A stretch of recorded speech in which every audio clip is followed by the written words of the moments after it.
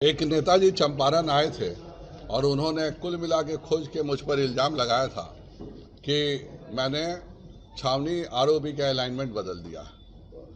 उसके पश्चात मैंने उन पर मानहानि का मुकदमा किया, तो उन्होंने उस मानहानि का मुकदमा में जवाब दिया और वो उनके द्वारा भेजा हुआ वकालतनामा यह है जिसमें वो कहते हैं कि if your client doctor Sanjay Jaiswal believes otherwise he is at liberty to place relevant documents and evidence in public domain, including proof of action taken by him for completion of the flyover at the earliest. Transparency will only strengthen democracy.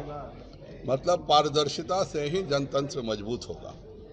वो उनकी बात को ध्यान में रखते हुए उन्होंने मुझ पर मुख्यतः दो आरोप लगाए।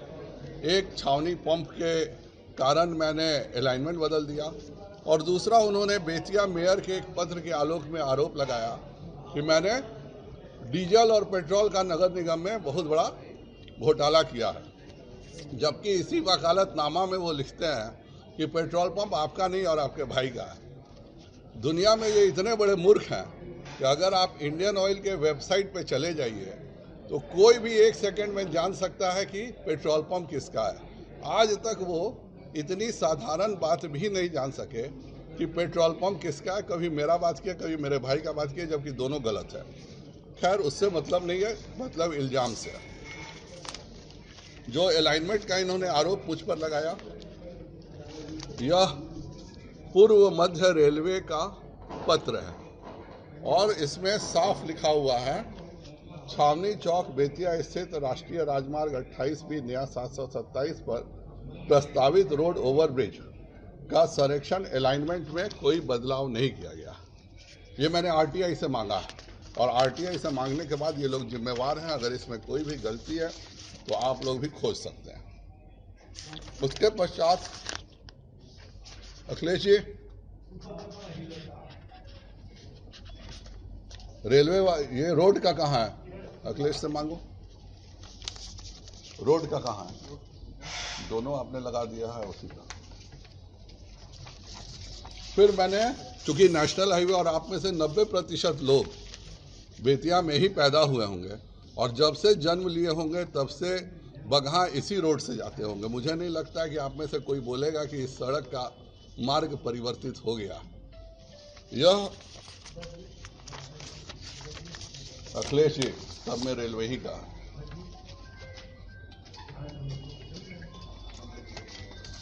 यह रोड का भी एनएच से मैंने लिया है।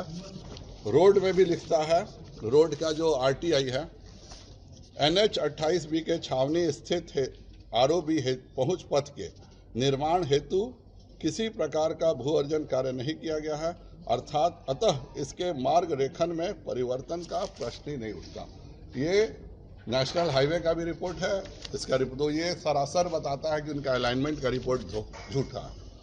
दूसरा, उन्होंने मुझ पर पेट्रोल चोरी का गरिमा देवी शिकारिया के नाम पे आरोप लगाया। परसों माननीय वार्ड पार्षद रोहित शिकारिया मेरे घर आए थे और घर आकर के मुझको सफाई दे रहे थे कि मैंने इस तरह का कोई पत्र नहीं दिया, ये आफाक अहमद ने दिया। हमने कहा कि ये कोई मुद्दा नहीं है। मुद्दा यह है कि इस देश में कहीं कोई भ्रष्टाचार हुआ है।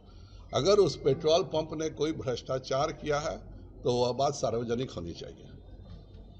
10 बार मुझको उन्होंने एक कागज दिखाना चाहा कि देखिए ये 15 गाड़ी का ये है और एक बहुत सीनियर आईएएस ने इसका रिपोर्ट किया है। मैंने कहा मैं नहीं देखूंगा, आप कृपया कर इसको नगर की बोर्ड की बैठक में रखिए, क्योंकि मैं 19 को भी मैंने लिख के दिया है और परसों भी मैंने लिख के दिया था कि अगर अब आप बैठक नहीं बुलाइएगा तो मैं आपके खिलाफ कार्रवाई करूंगा।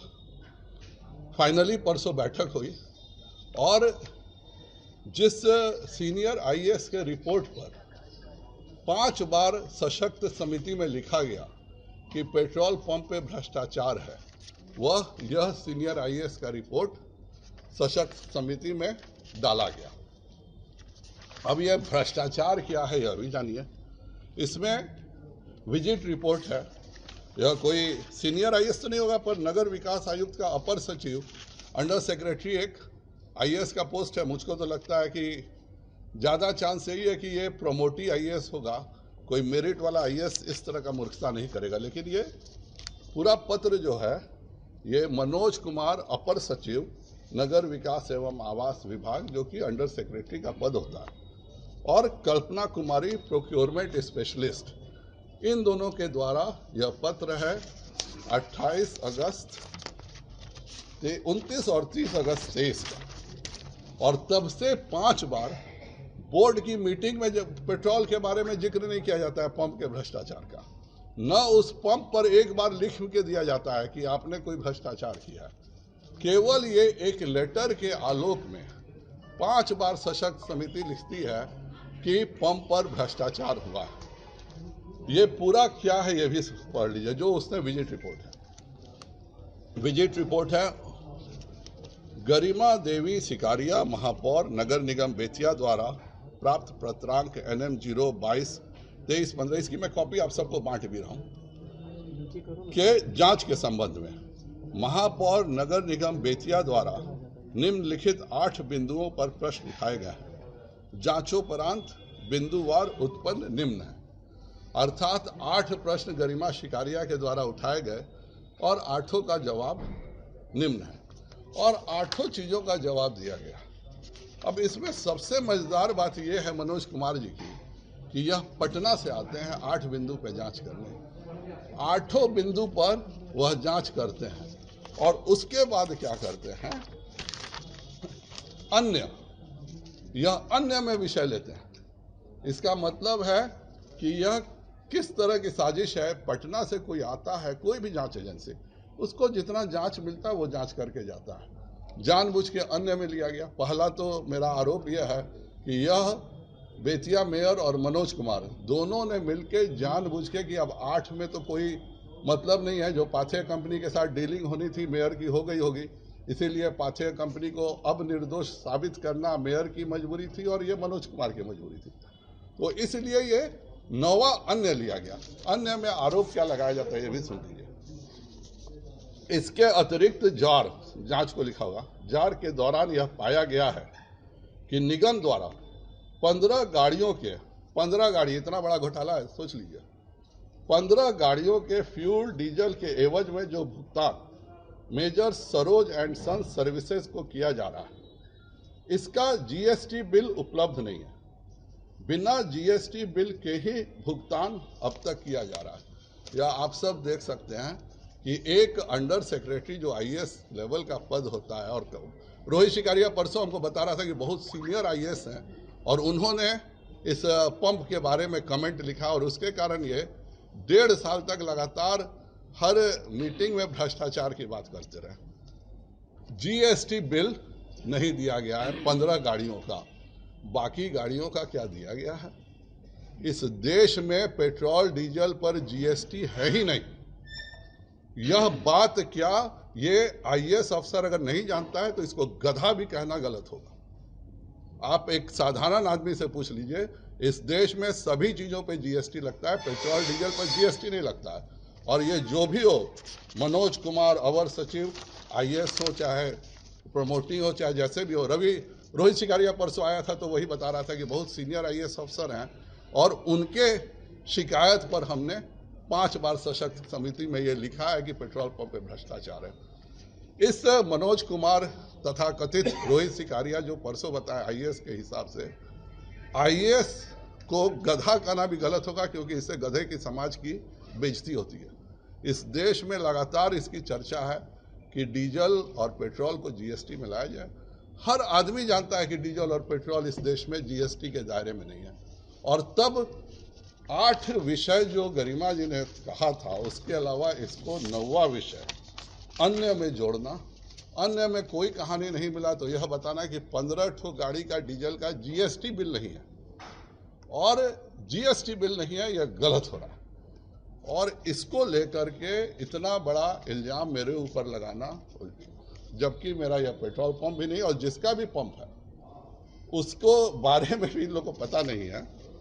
इस पर जाहिर बात है कि जिसने मुझ पर ये इल्जाम लगाया था पेट्रोल चोरी का, उन्होंने खुद अपने वकालतनामा में लिखा है ट्रांसपेरेंसी के लिए, रोहित शिकारिया ने बोला कि ये आफाक अहमद ने ये सब कागज दिया है, तो मैं अपने सारे सबूत आफाक अहमद को दे रहा हूँ। मुझको विश्वास है कि मेरा कागज भी वो आगे देंगे, और मैं अभी भी कह रहा हूँ कि मेरे से वह माफ़ी मांग ले, नहीं तो मैं 132 करोड़ 24 लाख का मानहानि का मुकदमा भी करूँगा।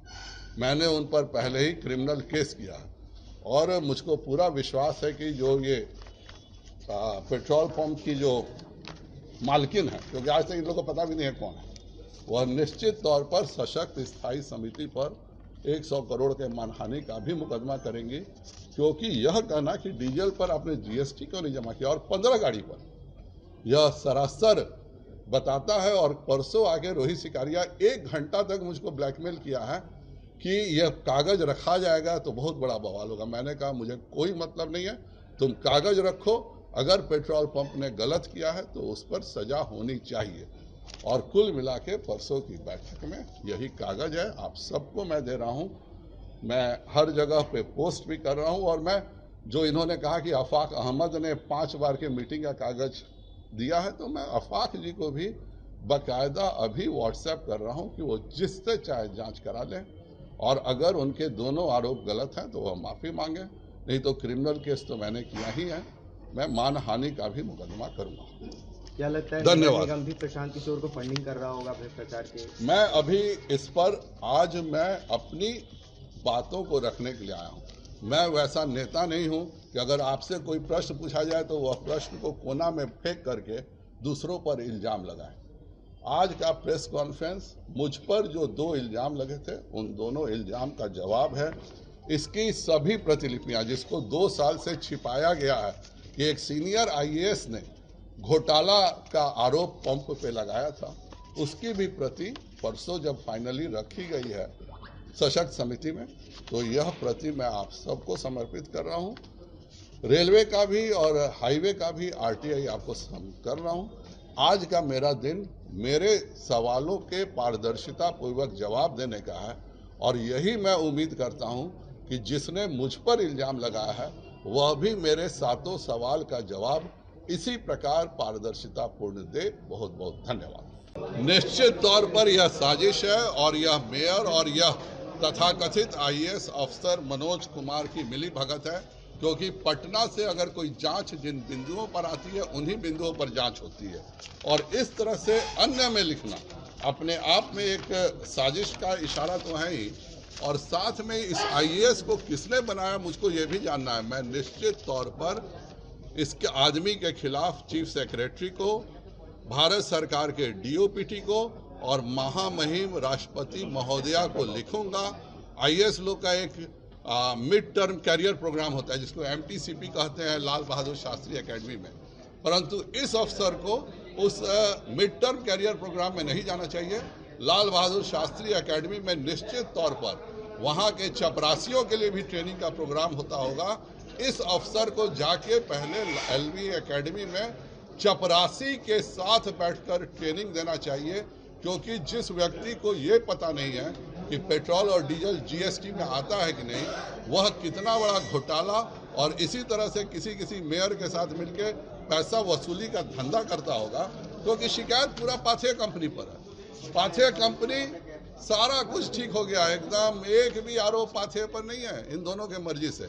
तो क्या ये सिंपल मामला नहीं है कि पहले आपने पाथेय पे आरोप लगाया, फिर डील पक्की हो गई, डील का सब कुछ सेटल हो गया, तो सेटल हो गया तो पाथेय के सारे आरोप का गायब हो गए, और उसके बदले एक नया आरोप आपने खड़ा करके 1.5 साल से बार बार सशक्त समिति में यह चिट्ठी छुपा के नाटक कर रही है। यह निश्चित तौर पर यह अफसर और बेतिया मेयर के भ्रष्टाचार के चरम का उदाहरण है।